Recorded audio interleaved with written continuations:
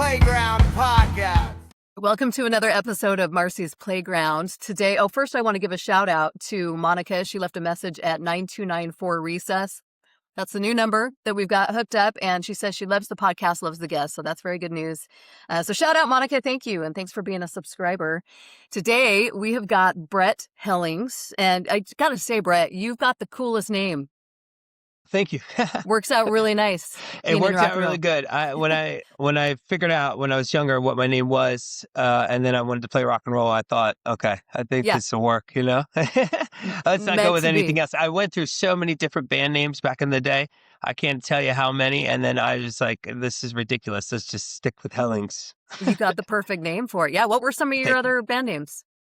Ooh, I've had a lot. Well, I originally started out as like Brett Hellings, and then I got into the band with my brother, which is Hellings. But then I went through the slew of like singing with other bands, trying to do a different marketing thing. The Freewheelers we were, the Soul Shakers, the Nasty Souls I was in for a while. Nasty Souls. It was never, it was nasty, but my soul's not that nasty, I don't think. I might be nasty, but my soul's not. But Hellings was always like, why don't we not just go with that? It just sounds good. A lot of people, when I was going through all kinds of management and stuff, they were like, oh, it might sound like too like metal or devil worshiping. And I'm like, we're not anything like that. So No, you make the name, but the name sounds so good.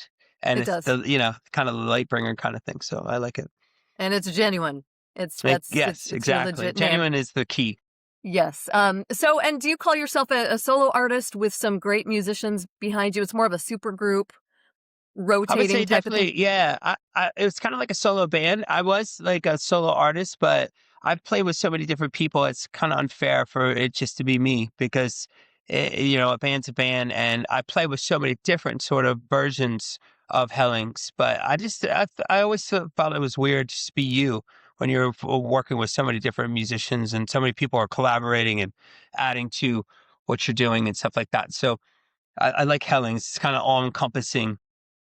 And yeah.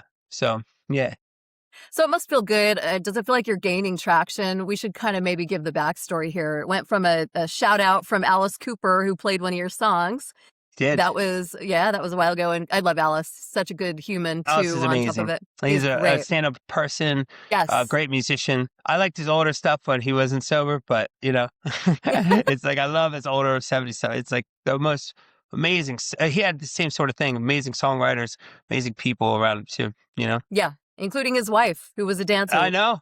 On She's tour with him. amazing. Yeah, great couple. I've seen him many times since he's put me on his podcast and I got, started to work with Tommy Hendrickson and stuff. And he's just incredible. Those two up there on stage, it's so cool to see and witness and be a part of. So I can't say enough about them.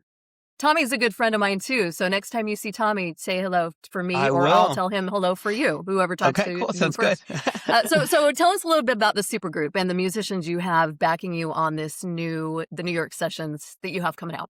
Okay, cool. On this one, I got my old friend, Rich Fortus, which is kind of like a new friend because I found him during the Borderline record that we were creating. Borderline is a record I did down in El Paso with kind of another super group in 2021, and we released it in and around those couple years after. And I met Rich down there that's when I did that record with Tommy. And I was actually playing in LA promoting the record that we just did, and Rich came out to my Viper Room show. And we talked, and he asked me, or I asked him, if we'd like to get in and do another record together. And so that summer, he said yes, thank God. And I was like, okay, cool. Who do you have in mind? Do you want to get the old guys back or the other guys? And a lot of those guys weren't available and stuff like that. So he kind of put this band together for me. And of course, it was some legendary names again, which I didn't have a problem with, especially Daryl Jones from the Stones. Decided that he would into it, and Charlie Drayton, who's played with Keith and all kinds of different people. So he kind of got the group together for us, and I sought out Carrie Frank, who's a keyboard player, a really famous keyboard player in LA, one of the best keyboard players I think out there, who plays with Kate Hudson, all kinds of different people, Bruce Springsteen. And I brought him on the session. They all agreed, and that's kind of how the group of guys got together. And it was another another super group that I got to be a part of. So I'm very blessed. And we just clicked, and they were already kind of a band to already, or a group of guys that got together in the Dead Daisies, a version of the Dead Daisies that they already knew each other. So it was really easy for them to get in the room. I remember the first night that we were kind of like in New York and they were all together. They were just reminiscing as old friends. So it was so cool to see them so close Yeah. and so, bonded already. So it was very easy for me to bring in my songs and let them bring into life. So I was like going into like an old band, just replacing the lead singer kind of thing. That's what it felt Yeah. like. Yeah, something I found is in the music industry, music world, it's such a small world. Seems like Yeah, everybody very, knows everyone and has worked with someone at, some point. very small, niche, and all about relationships. Yeah. And that's what I've really come to know. Like, if you really are into gaining traction with the right people too. There's a lot of really not so good people out there, but I got so lucky to be part of the Tommy Hendricksons and the Rich Fortuses of the world. And they're just so established and so nice. And I can't say enough about their work ethic, of course, but they just have them as people. So, you don't get that weirdness. They're just good people and they love what they do. And so it was so cool to be in a room with someone that loved it as much as I did. And those relationships will last forever. Oh yes, I still get texts on my birthday and stuff. I'm always like calling them and texting them if I have any big questions. Uncle T, as I call Yeah. him, he's always there Nice. for me. And Rich is I don't know, with Rich, it's such an interesting relationship because I've done 2 records with him now, and when he's all on and off with Guns, it's so cool. I'm always sending him songs, and he's always kind of producing on the road with me. So I can't wait to go in and do even more songs with him. Is there something that he brought to the album that you weren't expecting that kind of just blew your mind? Wow. Yeah. A lot of different things, especially his string playing was pretty, or not the six stringer, his actual cello and orchestral playing was just amazing on Chance on Love, the song that's out now. That was a pretty incredible thing. His songwriting ability, where he doesn't really write songs, but the way that he arranges and brings it all together, kind of my idea, was just remarkable. It was like so awesome because he didn't really take anything away from what I was doing, just added. And I've been in sessions where a lot of people wanted to change the song. Their opinion matters. So everybody's opinion matters, I guess. But you know, I've come out thinking that that's not the song I came in with. But they, especially Rich, made sure that he kept the integrity and the authenticity of the music. So that was a, a pleasure and a quite a pleasant surprise. Yeah, well, he is one talented mofo, that's for sure. That's for sure. He Yes. is. So, I'm gonna go out on a limb and say the New York Sessions was recorded in New York. Yes. What was was there a different energy that actually contributed to each album depending on where you recorded? Definitely the people and kind of what mode I was in songwriting wise. This mode I was a little bit more in my soulful kind of, representation of what I was bringing to the table. In the Borderline record, I was kind of going through a breakup. So it's like, that kind of energy kind of fuels it. The people really fuel it. And I think there was definitely two different things. That band down in the Borderline record too, they weren't really a band. They were just great musicians that all know how to jam together as a band. This was already a band, so it was kind of, or played so much together and really best friends. So I was, that really led to the kind of vibe and feel that you have on this record. I It's would more about the band as opposed to geography. yeah. And then just me bringing in my songs as a songwriter and them kind of just doing what they do. And you can't trust anyone more than Rich Fortus, Charlie Drayton, and Daryl. They're just so good at what they do. And so I think the energy was a lot better on this record, even though it was so exciting to go down there and do that Borderline record. I'll never forget it. So Yeah, the Borderline album seems to have more of a kind of a party vibe, party attitude, and very, this very party-esque. yeah, and your single, the Chance on Love, Yes. is really good, but it's definitely it's more vulnerable. Maybe is that because being a first time dad? definitely first time dad.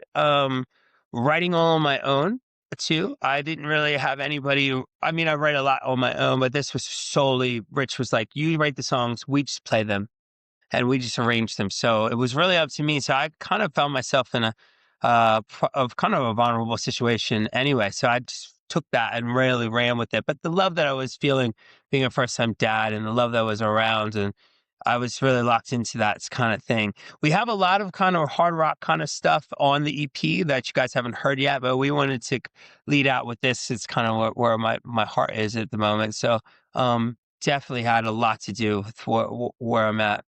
I love the, you bring the volume dynamics, which is really cool, and you got the grit and the low whispery singing, and then, it's a cool All over song. the place.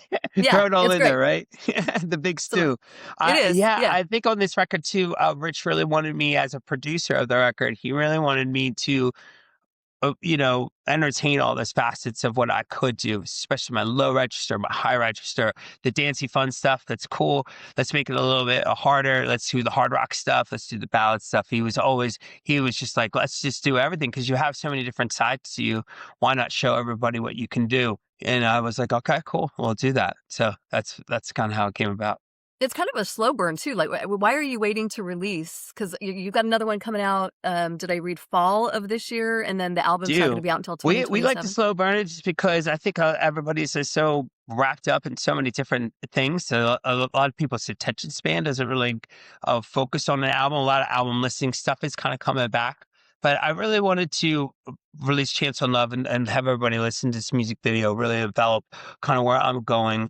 And then Arbitrament, we're going to release it in like about 3 months or something like that. And then we're going to give you the full EP. But we liked it slow burning. It's always worked. And it kind of gives everybody a chance to digest it and then kind of get into the rest of the record. Yeah. Are you still getting compared to Bryan Adams? There's a Sometimes. Bryan Yeah. Adams You know what? vibe. I've grown to love Bryan Adams more and more that I grow older. I used to get that back in the day and I would hate it. And then now I'm like, well, the guy has such magical songs. How could He you not does. listen to it? I mean, It's his like, catalog, he's got if so you many. get compared to that, why would you be upset with that? So Exactly. I've given in to Bryan Adams. I I love you, want man. you know what you should do? You should cover I Want to Be Your Underwear. Do you know that song? No, I haven't, but I know that he has that rock kind of stuff. It's awesome. It's such a Is it great. good? It's yeah, That's awesome. parody-ish or whatever. Yeah, it's very Yeah, very very cool. novelty. Yeah, Bryan Adams is awesome. So Yeah, he's a really, that's not a really bad good, thing. talented musician. I know that Tommy went. I think the whole crew from Alice Cooper went to go see him within the past year, and they all got backstage and they were all hanging out with Bryan Adams. So That's he's a great. legend. He What can you is. He say? is. And I think he's a photographer now on the side. No way! How cool is Yeah, that? yeah. He's got the best of Wow! both. He's got the I quiet hope I get to do that photography life. one of these days. Yeah, yeah. Something Brian's different. It'd be cool. he's awesome. Music's So, so my love though. Yeah. oh, absolutely. What's next for you? We're going to LA. We're playing the Whiskey, which is really cool. And then, of course, we're doing a lot of PR coming up for the next single. And then we're going to be releasing another single and then maybe one more or just with the EP. And so this year is just going to be playing. I think I'm going down to Mexico and playing a little bit this summer. And then, of course, we're trying to book a gig in New York and do that sort of thing.